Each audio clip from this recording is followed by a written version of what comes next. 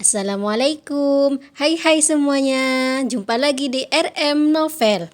Jangan lupa ya, like, comment, subscribe, enjoy your reading. Son of My Life, SPP, Season 3, Chapter 106. N. Agenda berlibur tidak hanya nyantol di pikiran, malah terbawa juga pada alam mimpi. Nada yang memilih kembali ke tempat tidur setelah sholat subuh tiba-tiba terbangun oleh mimpi itu. Bukan jam yang ia tengok, melainkan melompat dari tempat tidur, membuka tirai. Ini Dedi pasti sudah berangkat, serunya. Cepat-cepat ia memasuki kamar mandi, mencuci muka dan juga berkumur. Selanjutnya berlari ia keluar kamar, mengecek keberadaan sang ayah di kamar sebelah. Siapa tahu belum berangkat.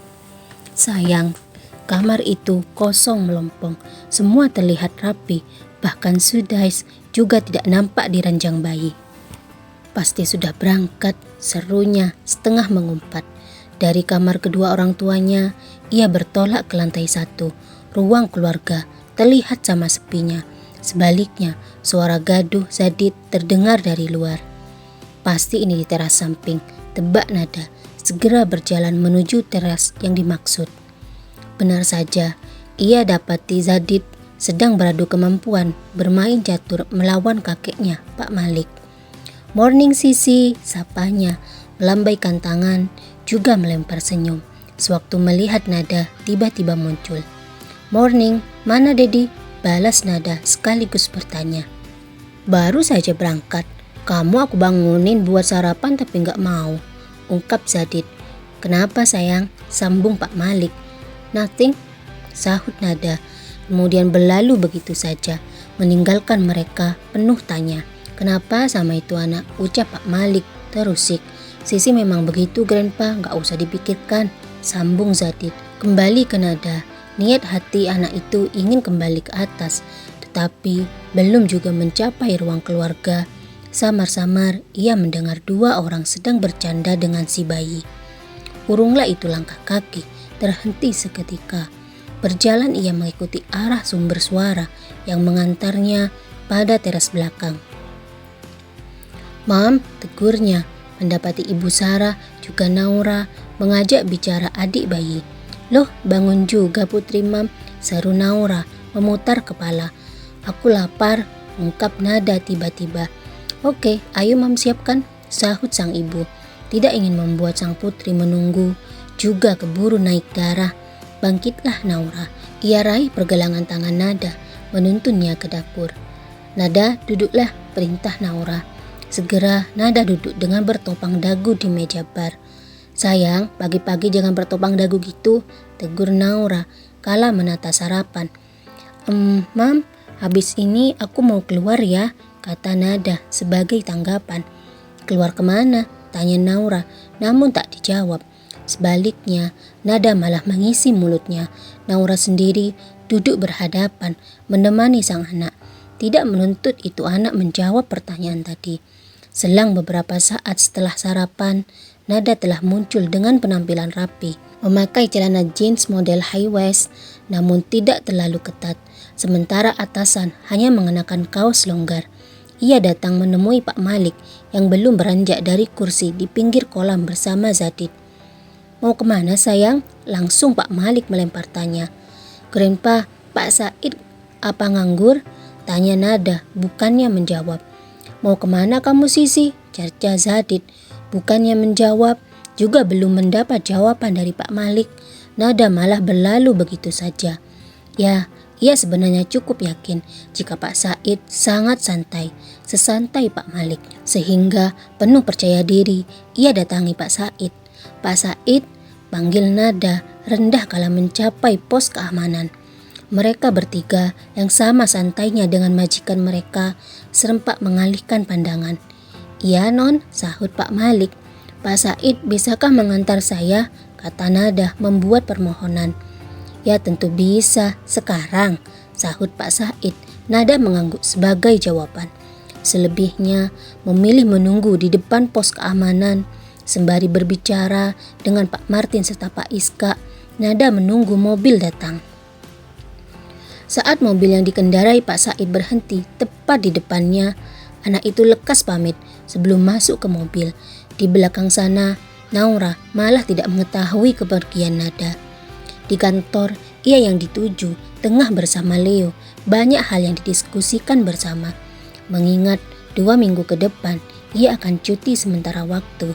Menghabiskan waktu bersama keluarga, berlibur. Mas, rapatnya kurang 5 menit lagi, tegur Leo kala mengintip jam pada arloji yang dikenakan.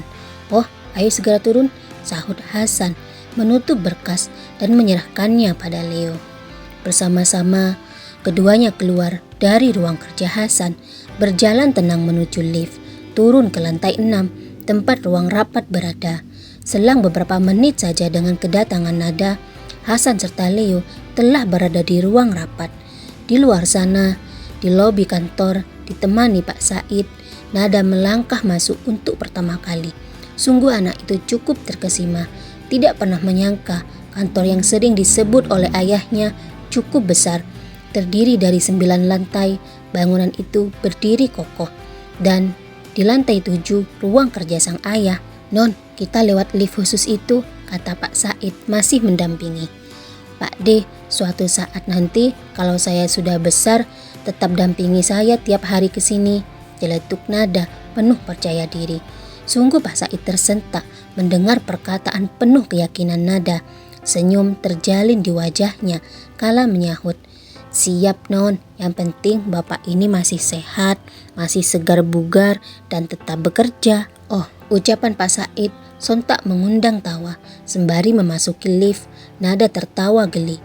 Hingga mencapai lantai 7, obrolan penting setengah tidak penting itu terus berlanjut. Nah, ini lantai kerja Den Hasan, yang ini ruang kerjanya Aden, kalau yang itu ruang kerja Tuan dulunya, sekarang masih tetap sama, kata Pak Said memperkenalkan.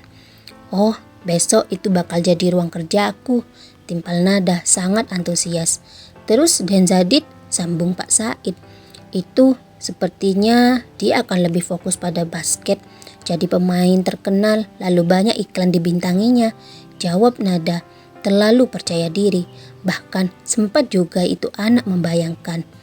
Non, bapak sampai di sini ya nganter non, kan tinggal masuk saja nemui Aden, kata Pak Said pamit, merusak lamunan Nada.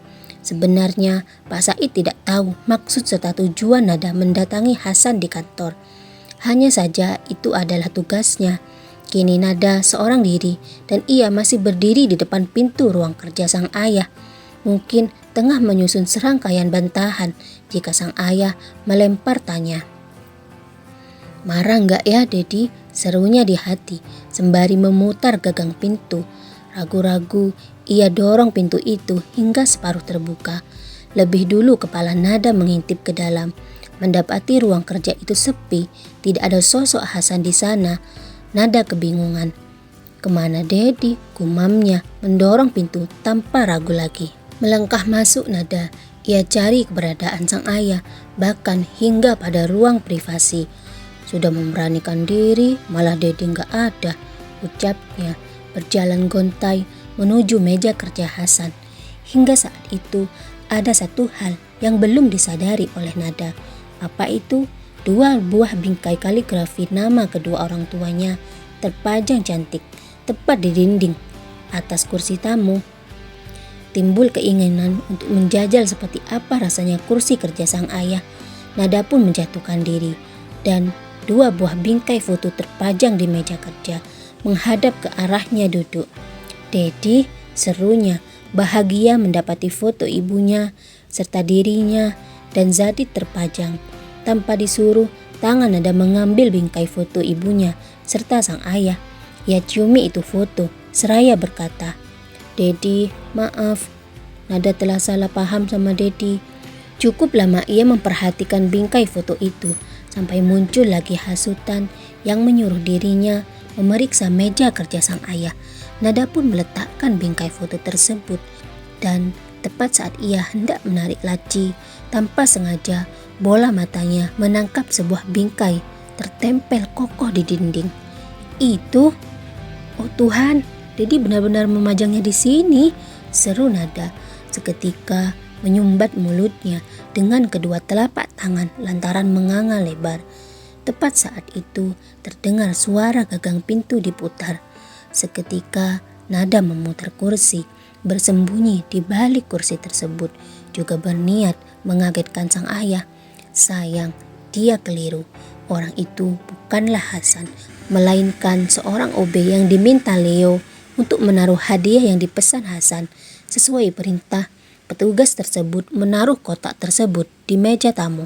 Lalu tanpa suara ia keluar dari ruang kerja. "Kok keluar lagi?" ucap Nada di hati. Penasaran, Nada seketika memutar kursi. Dan apa yang ia lihat? Sebuah kotak warna merah marun tergeletak di atas meja tamu. "Apa itu?" ucapnya bangkit dari kursi. Dengan langkah tak sabar, Nada mencapai meja tamu. Ia sambar itu kotak lalu membukanya. "Parfum?" serunya cukup kaget. "Apa ini buat Mam?" ucapnya lagi, mencoba menebak. Di ruang rapat, Leo tidak bisa tenang. Walau ia percaya petugas yang diminta tidak akan melakukan sesuatu yang tidak mungkin, namun baginya kurang lega jika tidak memastikan. Jadilah diam-diam ia meninggalkan ruang rapat. Ponsel sengaja ia tinggalkan. Ia geletakkan di meja sembari merekam isi rapat. Kira-kira semenit kemudian, langkah Leo telah mencapai depan ruang kerja Hasan. Lekas ia buka pintu itu, dan sungguh ia terbelalak kaget mendapati Nada berada di ruang kerja tersebut. "Om Leo, gimana kabarnya?" sapa Nada menutupi ketegangan. "Nada, sama siapa kesini?" "Sama Grandpa," sahut Leo melempar tanya. Nada menggeleng. Ia letakkan kotak hadiah yang telah ia buka pada tempatnya kembali. "Mana Dedi?" tanya Nada lagi. "Dedi masih rapat." "Oh, Nada tetaplah di sini. Tunggu sampai Dedi selesai rapat," jawab Leo. "Oke," sahut Nada, tidak mengerti jika rapat itu baru berakhir siang nanti. "Kalau Nada butuh sesuatu atau ingin sesuatu, tinggal hubungi petugas HRD," imbuh Leo sebelum meninggalkan ruang kerja. Tidak hanya itu, ia juga mengajari Nada bagaimana membuat sambungan pada departemen tersebut. "Baik Om, Nada paham," kata Nada penuh percaya diri. Leo hanya melempar senyum. Selebihnya, laki-laki itu bergegas meninggalkan ruang kerja, kembali mengikuti rapat di lantai 6. Selagi kepala departemen menyampaikan presentasi, Leo mengambil kesempatan. Kebetulan juga ia duduk tepat di samping Hasan. "Mas, ada Putri Mas di ruang kerja," bisiknya kendati tidak didekatkan ke telinga. Oh, serasa tersengat itu telinga Hasan. Spontan ia menoleh ke samping, mengabaikan penjabaran yang sedang berlangsung. Sepertinya Nada berhasil memecah konsentrasi Hasan. Ia yang biasanya teramat jeli pada tiap pemaparan yang didengarkan, kini nyaris tidak menyela. Mulus saja itu, tidak seperti biasanya. Sedangkan ia yang telah membuat risau, tak tenang sang ayah tengah khusyuk membaca sebuah berkas yang diambilnya dari tumpukan berkas di meja. "Wah, Dedi hebat," pujinya. Sampai rapat berakhir, Hasan hanya menyampaikan sedikit koreksi, juga idenya sendiri. Seperti biasa, ia meminta masing-masing departemen untuk mengkaji ulang. "Oh, hampir lupa. Untuk 2 minggu ke depan, segala urusan kalian koordinasikan dengan Leo," ucapnya menutup rapat tersebut. Tidak menunggu jawaban, lekas Hasan bangkit. Bahkan berkas ia tinggalkan begitu saja, tidak dirapikan. "Leo, aku duluan," ucapnya rendah. Leo hanya mengangguk. Dengan langkah tak sabar, kembalilah Hasan ke lantai 7. Segumpal pertanyaan, juga penasaran, menggelitik pikiran, mengusik ketenangan hati. Dan begitu pintu Hasan buka, ia dapati putri cantiknya duduk bak ratu di kursi kerja miliknya. Setengah bersandar, ia terlampau serius membaca itu bekas. Wah, gayanya sudah kayak ratu cilik ya putriku ini," hardik Hasan melangkah datang. Sungguh Nada dibuat malu, pipinya merona seketika. Juga berkas itu ia lempar secepat kilat pada tumpukan yang lain. Dedi, tegurnya menutupi rasa malu. Ada apa ini gerangan? Sampai datang ke kantor, tuntut Hasan berdiri tepat di depan meja dengan melipat kedua tangan. Oh, itu. Nada ingin memastikan kapan kita akan berlibur. Tadi Nada mimpi berlibur, kalau sampai gagal mau ditaruh di mana muka ini sama mereka. Ucapnya sok mengancam. Hasan tidak berkomentar apa-apa. Sebaliknya, dalam kebungkaman ia melangkah maju, merapat pada meja kerja, lalu mencondongkan tubuh. Nada sebenarnya cukup siaga, antisipasi, namun ia malah mematung saat sang ayah bergerak gesit, menyentil ujung hidungnya. Dedi, semprot Nada. Mulut Hasan sudah menganga, hendak menyahut kala dering ponsel mengurungkannya. Oh, Nada bisa bernafas lega. Sejenak perhatian Hasan teralihkan. Ia angkat itu panggilan masuk yang memang ia tunggu. Oke, dalam 10 menit lagi antar sesuai alamat yang saya berikan, tapi tunggu saya di luar gerbang rumah, kata Hasan memberi arahan. Sewaktu panggilan berakhir, si anak yang jelas-jelas menguping langsung melempar tanya. Hari ini ada kejutan buat Mam, ayo dampingi ayah. Tapi sebelum itu kita sholat dulu, jawab Hasan. Santainya menjelaskan.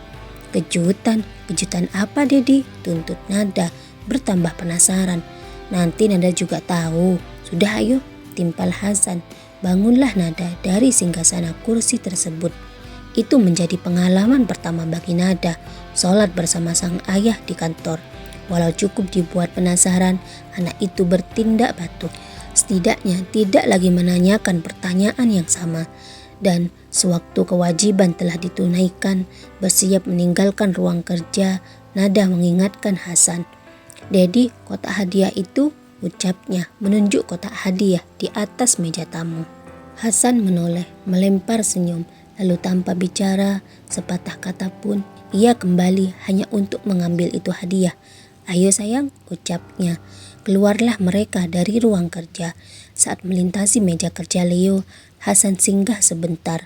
Leo, untuk 2 minggu ke depan aku percayakan urusan kantor ya.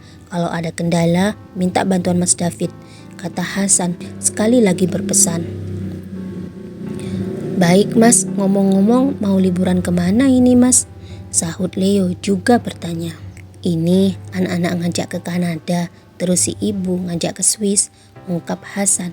Wah, mekar telinga Nada mendengar semua itu. Hilang sudah kerisauan yang tak beralasan itu. Liburan ke tempat yang dingin-dingin. Apa berencana nambah satu lagi Mas? Goda Leo. Hus, ada anak kecil, tegur Hasan namun melempar senyum ambigu. Hampir setengah jam berlalu sejak panggilan berakhir. Kini mobil yang dikendarai oleh Hasan telah memasuki portal masuk perumahan. Sesuai arahannya, nampak sebuah mobil dengan plat nomor cantik parkir di depan gerbang. Gerbang itu sendiri tak bisa terbuka secara otomatis lantaran nomor tersebut tak terbaca oleh sensor.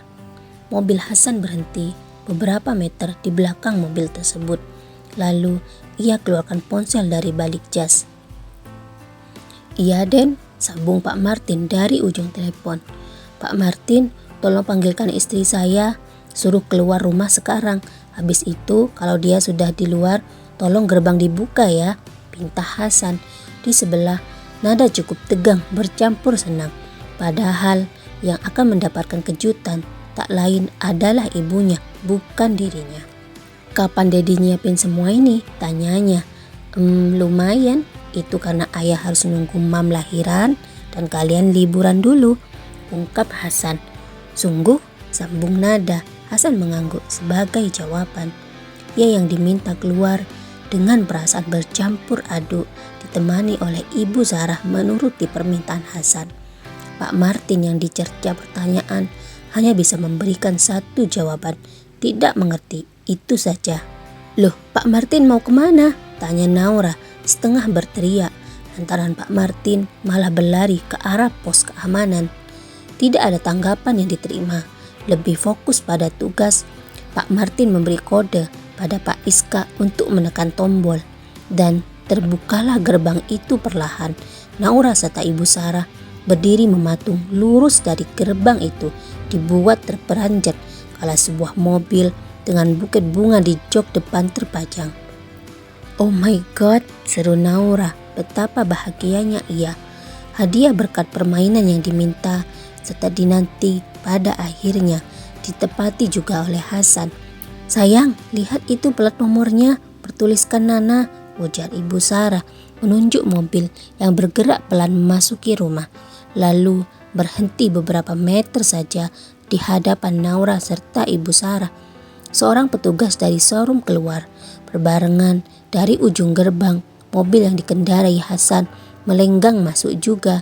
Di dalam rumah, Pak Malik bersama Zadid berhambur keluar. Mendapati asisten rumah mereka pada berlari keluar rumah, gaduh terdengar. "Oh my god, Daddy," seru Zadid terkesima akan adegan drama romantis yang disaksikan. Terlihat Hasan turun dengan tenang. Kotak hadiah di tangan kanan ia sembunyikan ke belakang. Berselang beberapa detik, nada turut keluar. Senyum penuh menghiasi wajahnya. Mengikuti langkah sang ayah, ia berjalan beberapa langkah di belakang. "Gimana, cocokkah?" kata Hasan melempar tanya dengan senyum tak surut terpajang. Tentulah kejutan tak terduga itu berhasil meluluh lantahkan hati Naura. Walau banyak pasang mata menjadi penonton, ia tidak peduli, berhambur ke arah Hasan dan memeluk erat laki-laki itu. "Kenapa enggak ngasih tahu?" ucapnya dengan suara berat menahan air mata. Akan tetapi pada akhirnya itu air mata tetap memanciri pipi, tidak bisa dibendung. "Bukan kejutan namanya," sahut Hasan. "Tapi," sambung Naura, namun dipotong oleh Hasan. Kendati tidak melepas pelukan, Hasan melonggarkan diri dan sebuah kotak hadiah ia sodorkan ke hadapan Naura. "Apa ini?" seru Naura, lagi-lagi dibuat terkejut. Seketika pelukan itu terlepas. Tak sabar dibukanya itu kotak warna marun dan lagi-lagi hati Naura dibuat melompat bahagia. Tak disangka gambar parfum yang ia sodorkan tempo hari juga dihadiahkan oleh Hasan. "Oh Tuhan, parfum ini!" serunya, tak bisa mengungkapkan kebahagiaan yang dirasakan. Namun secepat kilat ia daratkan ciuman ke pipi Hasan. Sadar banyak pasang mata menyaksikan, termasuk Ibu Sarah serta Pak Malik. Seketika wajah Hasan merona, tak kuasa menahan malu. "Adik lihat," kata Hasan setengah berbisik kala ciuman kedua mendarat di pipi sebelah lagi. "Aku tidak peduli," balas Naura kala telah menarik diri. "Begitu ya, sekarang silakan dilihat atau dijajal ini mobil," kata Hasan. Zadid berhambur saat nada turut ikut membuka pintu mobil. Melihat-lihat interior dalam, juga menjajal kursi. "Dedi, hadiah untuk kita," celetuknya. "Habis ini mari kita siapkan koper. Sore nanti berangkat," ungkap Hasan. 3 buah koper telah siap. Si kembar juga terlampau siap. Tak sabar ia menunggu sore, waktu yang dijanjikan, padahal hanya sebentar lagi. "Oh Sisi, apa Sudes juga ikut?" kata Zadid. Tiba-tiba teringat akan adik bayi mereka. Nada mengangkat kedua bahu sebagai jawaban. Keluarlah mereka berdua, hendak memastikan pada ayah serta ibu mereka di kamar sebelah. Nadalah yang mengetuk pintu. "Iya sayang," kata Hasan menyambut mereka. Berdiri di depan pintu sebagai perwakilan, Nada langsung bertanya, "Dedi, apa sudah turut berlibur?" Pertanyaan yang sudah diantisipasi. Kebetulan tadi Hasan serta Naura menyempatkan diri berbincang dengan Ibu Sarah serta Pak Malik mengenai si bayi. "Anak-anak, adik kalian mana bisa ikut? Khawatir dia tidak bisa beradaptasi, sementara waktu adik Sudais akan dijaga oleh nenek," terang Hasan. Lega juga si kembar akan jawaban yang diterima. Tidak ada pertanyaan lagi diajukan. Sebaliknya, mereka malah kabur begitu saja, kembali ke kamar. Namun, sesampainya di kamar, duduk berhadapan di tempat tidur, si kembar malah kepikiran pada adik mereka. "Kasihan juga ya Sudais," seru Nada. Tibalah waktu yang ditunggu. Setelah selesai menunaikan sholat, tidak mengulur waktu, Hasan meminta si kembar turun lebih dulu, juga membawa koper mereka masing-masing. Ia serta Naura menyusul. Dengan Sudais digendongan, Naura menuruni tangga, sedang Hasan bertugas membawa koper besar mereka. "Cucu nenek, ayo gendong nenek," seru Ibu Sarah, langsung berhambur mendatangi lalu mengambil alih. Walau terasa berat, Naura menyerahkan bayi itu pada Ibu Sarah. "Sayang, jangan rewel ya," ucapnya mendaratkan kecupan. Si kembar turut merasa sedih, berpisah sementara waktu dengan adik mereka. Mengikuti jejak sang ibu, berhambur mereka. "Sudais, kita tinggal dulu ya," ujar Zadid, lalu memberikan ciuman di pipi. Nada bertindak setelahnya. Dengan suara lembut, ia turut berpamitan pada adiknya. "King Sudais, jangan nangis ya, nanti aku belikan kamu sesuatu," ucap Nada pamit. Terakhir, Hasanlah yang pamit pada bayi itu. Ciuman berkali-kali ia daratkan. Juga tidak lupa menitipkan Sudais lagi pada kedua mertuanya. Sudah, nanti Sudais jadi nangis ini," tegur Ibu Sarah. Pak Malik serta Ibu Sarah turut mengantar mereka hingga luar rumah di mana Pak Said telah siap. Si kembar lebih dulu memasuki mobil, sedangkan kedua orang tua mereka masih berat hati. Ciuman bergantian mereka daratkan pada si bayi. "Semoga perjalanannya lancar, hiburannya menyenangkan," kata Pak Malik melepas Hasan serta Naura. "See you Grandpa, Grandma," seru si kembar berbarengan, juga kompak melambaikan tangan. "See you sayang," balas Pak Malik, turut melambaikan tangan pula. Sekian dari cerita ini.